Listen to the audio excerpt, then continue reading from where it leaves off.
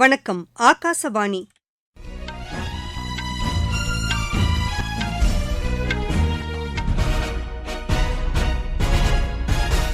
செய்திகள் வாசிப்பவர் கிருஷ்ணவேணி கோபியானந்த். தலைப்புச் செய்திகள்: மத்திய அரசு மேற்கொண்ட நடவடிக்கைகள் காரணமாக அனைத்து துறைகளிலும் பெண்கள் முன்னேற்றமடைந்து வருவதாக பிரதமர் திரு நரேந்திர மோடி கூறியுள்ளார்.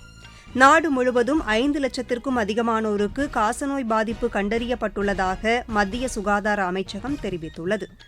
ராணுவ தலைமை தளபதி ஜெனரல் உபேந்திர திவேதி 4 நாள் அரசுமுறை பயணமாக பிரான்ஸ் சென்றுள்ளார். தெலங்கானாவில் சுரங்கப்பாதையின் மேற்கூரை இடிந்து விழுந்த விபத்தில் சிக்கியுள்ள தொழிலாளர்களை மீட்கும் பணி முழுவீச்சில் நடைபெற்று வருகிறது. சிட்னியில் நடைபெற்ற சர்வதேச ஸ்குவாஷ் போட்டியில் இந்தியாவின் சௌரவ் கோஷல் பட்டம் வென்றார். இனி விரிவான செய்திகள். கடந்த 10 ஆண்டுகளில் மத்திய அரசு மேற்கொண்ட நடவடிக்கைகள் காரணமாக அனைத்து துறைகளிலும் பெண்கள் முன்னேற்றமடைந்து வருவதாக பிரதமர் திரு நரேந்திர மோடி கூறியுள்ளார். அகில இந்திய வானொலியில் இன்று காலை ஒலிபரப்பாகிய மன் கி பாத் நிகழ்ச்சியில் உரையாற்றிய அவர் இதனை தெரிவித்தார். எனதருமை நாட்டு மக்களே, மார்ச் 8ஆம் தேதியன்று நாம் சர்வதேச பெண்கள் தினத்தை கொண்டாட இருக்கின்றோம். அனைத்து கல்விகளும் தேவியின் பல்வேறு ரூபங்களின் வெளிப்பாடுகள். பேருலகின் அனைத்து பெண் சக்திகளும் கூட தேவியின் வடிவங்களே. நமது கலாச்சாரத்தில் பெண்களுக்கு மரியாதை செலுத்துவது தலையாயதாக கருதப்படுகிறது. பெண் சக்தி பாரத நாட்டை சக்தி படைத்ததாக, வளமானதாக ஆக்குவதிலே மதிக்க முடியாத பங்களிப்பை அளிக்கும் எந்த ஒரு துறையை வேண்டுமானாலும் எடுத்துக்கொள்ளுங்கள். பெண்களின் பங்களிப்பு எத்தனை பரவலானதாக இருக்கிறது என்பதை காண இயலும். பெண்கள் பல்வேறு துறைகளில் சாதனை படைத்தவர்கள், புதுமைகள் படைத்திருக்கின்றார்கள். பல்வேறு துறைகளில் தங்களுடைய தனித்துவ அடையாளங்களை ஏற்படுத்தி இருக்கின்றார்கள். இந்த முறை பெண்கள் தினத்தன்று நாம் அனைவரும் இணைந்து மகத்தான பெண் சக்தியை கொண்டாடுவோம், அதற்கு மரியாதை செலுத்துவோம், அதை வணங்குவோம். விண்வெளித்துறையில் இந்தியா சாதனைகளை படைத்து வருவதாக பிரதமர் குறிப்பிட்டார். எனதருமை நாட்டு மக்களே, இஸ்ரோ விண்ணில் செலுத்திய 100வது செயற்கைக்கோளின் சாட்சியாக தேசமே இருந்தது. இது வெறும் எண்ணிக்கை மட்டுமல்ல, மாறாக அன்றாடம் புதிய உச்சங்களை ஸ்பரிசிக்கும் நமது உறுதிப்பாட்டையும் அடையாளப்படுத்துகிறது.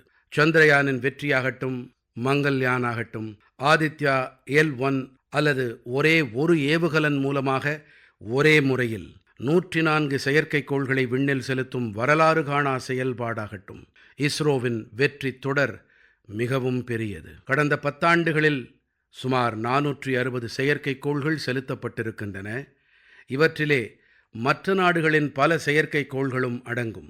வாழ்க்கையை விறுவிறுப்பான, சுவாரஸ்யமான வகையில் அனுபவிக்க நினைக்கும் இளைஞர்களுக்கு விண்வெளித்துறை ஒரு மிகச்சிறப்பான தேர்வாக ஆகி வருகிறது. செயற்கை நுண்ணறிவு தொழில்நுட்பத்தில் இந்தியா முன்னணி நாடாக உருவெடுத்து வருவதாக அவர் கூறினார். எனதருமை நாட்டு மக்களே, இன்னும் சில நாட்களில் நாம் தேசிய அறிவியல் தினத்தை கொண்டாட இருக்கின்றோம்.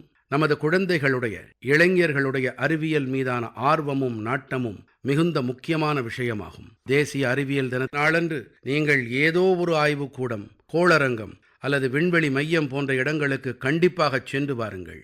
இதனால் அறிவியல் மீதான உங்களுடைய ஆர்வம் மேலும் அதிகரிக்கும். விண்வெளி, அறிவியல் ஆகியவற்றைப் போலவே மேலும் ஒரு துறையில் பாரதம் விரைவாக தனது பலத்தை அடையாளப்படுத்தி கொண்டு வருகிறது என்றால் அதுதான் AI எனப்படும் செயற்கை நுண்ணறிவு. பொதுத் தேர்வு எழுதும் மாணவர்கள் எவ்வித மன அழுத்தமும் இன்றி நம்பிக்கையுடன் தேர்வுகளை எழுத வேண்டும் என்று திரு நரேந்திர மோடி கேட்டுக் கொண்டார். எனதருமை நாட்டு மக்களே, 10ஆம் 12ஆம் வகுப்பு தேர்வுகளுக்கான காலம். நம்முடைய இளம் நண்பர்கள், அதாவது தேர்வு வீரர்களுக்கு அவர்கள் எதிர்நோக்கும் தேர்வுகளின் பொருட்டு பல நல்வாழ்த்துக்களை தெரிவித்துக் கொள்ளுகிறேன். நீங்கள் எந்தவிதமான அழுத்தமும் இல்லாமல் ஆக்கப்பூர்வமான உணர்வோடு உங்கள் தேர்வுகளை எழுதுங்கள். ஒவ்வொரு ஆண்டும் பரீட்சா பே சர்ச்சா, தேர்வுகளை எதிர்கொள்வோம் நிகழ்ச்சியில் ஒட்டுமொத்த தேர்வுகள் தொடங்கி உடல்நல பராமரிப்பு மற்றும் மனநலம், உணவு போன்ற விஷயங்களும் இதில் இடம்பெற்றன. மீண்டும் ஒருமுறை தேர்வுகளை எதிர்கொள்ளவிருக்கும் நமது வீரர்களுக்கான நான் அளிக்க விரும்பும் செய்தி என்னவென்றால், சந்தோஷமாக இருங்கள், அழுத்தம் ஏதும் இல்லாமல் இருங்கள் என்பதுதான். உணவில் எண்ணெய் பயன்பாட்டை குறைத்துக் கொள்வதன் மூலம் உடல் ஆரோக்கியத்தை பாதுகாக்க முடியும் என்று அவர் கூறினார். எனதருமை நாட்டு மக்களே, உடல் உறுதிப்பாடும் ஆரோக்கியமும் உடைய ஒரு தேசமாக ஆக நாம் உடல் பருமன் பிரச்சனையை எதிர்கொண்டாக வேண்டும். இன்று 8இல் ஒருவர், உடற்பருமன் பிரச்சனையால் அவதிப்பட்டுக் கொண்டிருக்கிறார் என்று ஒரு ஆய்வறிக்கை தெரிவிக்கிறது. குழந்தைகளிடமும் இந்த உடற்பருமன் பிரச்சனை 4 மடங்கு அதிகரித்திருக்கிறது என்பதுதான். அதிக உடல் எடை, அதாவது உடற்பருமன், பல வகையான பிரச்சனைகளுக்கு, நோய்களுக்கு வித்திடுகிறது. நாம் அனைவரும் இணைந்து சின்ன சின்ன முயற்சிகள் மூலமாக இந்த சவாலை எதிர்கொள்ள முடியும். உண்ணும் உணவில் 10% எண்ணெயை குறைத்துக் கொள்வது. ஒவ்வொரு மாதமும் 10% எண்ணெயை நான் குறைப்பேன் என்று தீர்மானியுங்கள். உணவு எண்ணெயின் குறைவான பயன்பாடும் உடற்பருமனை எதிர்கொள்வதும் என்னுடைய விருப்பத் தேர்வு மட்டுமல்ல, குடும்பத்தினருக்கான நம்முடைய கடமையும் ஆகும். உணவுகளில் எண்ணெயை அதிகம் பயன்படுத்துவதால் இருதய நோய், நீரிழிவு மற்றும் உயர் இரத்த அழுத்தம் போன்ற ஏராளமான நோய்கள் ஏற்பட வாய்ப்பு இருக்கிறது. இயற்கை மற்றும் வன விலங்குகள் பாதுகாக்கப்பட வேண்டியதன் அவசியத்தை பிரதமர் வலியுறுத்தினார். எனதருமை நாட்டு மக்களே, தாவரங்களாகட்டும் உயிரினங்களாகட்டும் ஒரு மிகப்பெரிய துடிப்புடைய உயிரின சூழல் அமைப்பு நம்மிடத்திலே இருக்கிறது. இந்த வனவிலங்குகள் நமது வரலாறு மற்றும் கலாச்சாரத்தோடு ஒன்றிக் கலந்தவை. பல உயிரினங்கள் நமது தெய்வங்களின் வாகனங்களாகவும் இருக்கின்றன.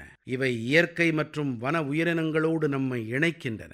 வன உயிரின பாதுகாப்போடு தொடர்புடைய பல பணிகளில் மிக உற்சாகத்தோடு பங்களிப்பை நல்கி வரும் நமது பழங்குடியின சகோதர சகோதரிகளுக்கு நான் என் நன்றிகளை தெரிவிக்கிறேன். கடந்த பல்லாண்டுகளாகவே புலி, சிறுத்தை புலி, ஆசிய சிங்கங்கள், காண்டாமிருகங்கள் மற்றும் சருகுமான் போன்றவற்றின் எண்ணிக்கை விரைவாக வளர்ந்திருப்பதோடு பாரதத்தில் வன உயிரினங்களின் பன்முகத்தன்மை எத்தனை அழகானது என்பதையும் நாம் கருத்தில் இருத்துவது பொருத்தமானது.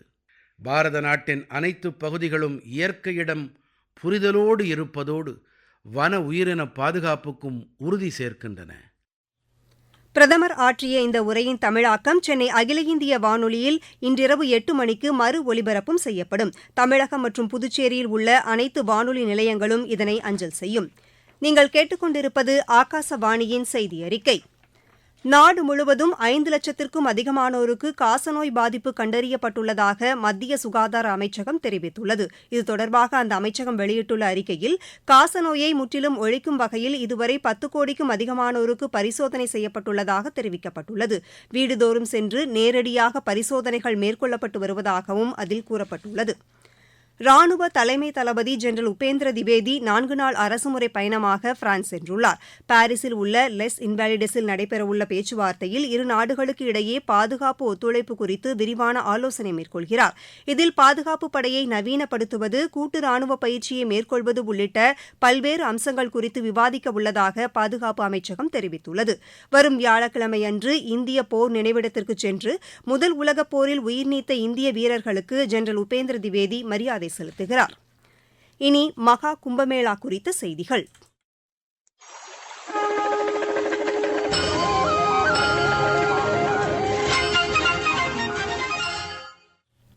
உத்தரப்பிரதேச மாநிலம் பிரயாக்ராஜில் நடைபெற்று வரும் உலகின் மிகப்பெரிய ஆன்மீக திருவிழாவான மகா கும்பமேளாவில் இதுவரை 60,74,00,000க்கும் அதிகமானோர் புனித நீராடியுள்ளனர். உலகம் முழுவதிலுமிருந்து நாள்தோறும் லட்சக்கணக்கான பக்தர்கள் பிரயாக்ராஜிற்கு வந்த வண்ணம் உள்ளனர். மகா கும்பமேளாவில் நடைபெறும் பல்வேறு நிகழ்ச்சிகளில் உத்தரப்பிரதேச முதலமைச்சர் யோகி ஆதித்யநாத் இன்று பங்கேற்கிறார். இதனையடுத்து பக்தர்களின் வசதிக்காக விரிவான பாதுகாப்பு ஏற்பாடுகள் செய்யப்பட்டுள்ளதாக எமது செய்தியாளர் தெரிவிக்கிறார்.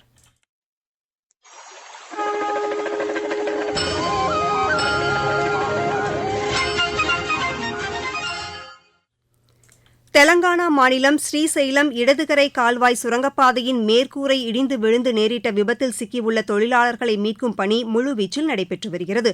இந்த விபத்தில் 8 தொழிலாளர்கள் சிக்கியுள்ளதாகவும் 12க்கும் மேற்பட்டோர் காயமடைந்துள்ளதாகவும் செய்திகள் தெரிவிக்கின்றன.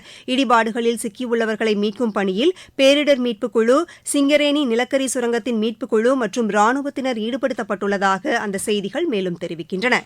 எல்லை தாண்டி மீன்பிடித்ததாக கூறி தமிழகத்தைச் சேர்ந்த 32 மீனவர்களை இலங்கை கடற்படை கைது செய்துள்ளது.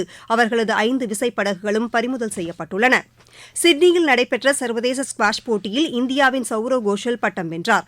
ஆடவர் ஒற்றையர் பிரிவு இறுதியாட்டத்தில் அவர் 11-2, 11-6, 11-2 என்ற செட் கணக்கில் எகிப்தின் அப்துல் ரஹ்மான் நாசரை வென்றார். மீண்டும் தலைப்புச் செய்திகள். மத்திய அரசு மேற்கொண்ட நடவடிக்கைகள் காரணமாக அனைத்து துறைகளிலும் பெண்கள் முன்னேற்றம் அடைந்து வருவதாக பிரதமர் திரு நரேந்திர மோடி கூறியுள்ளார். நாடு முழுவதும் 5 லட்சத்திற்கும் அதிகமானோருக்கு காசநோய் பாதிப்பு கண்டறியப்பட்டுள்ளதாக மத்திய சுகாதார அமைச்சகம் தெரிவித்துள்ளது. ராணுவ தலைமை தளபதி ஜெனரல் உபேந்திர திவேதி 4 நாள் அரசுமுறை பயணமாக பிரான்ஸ் சென்றுள்ளார்.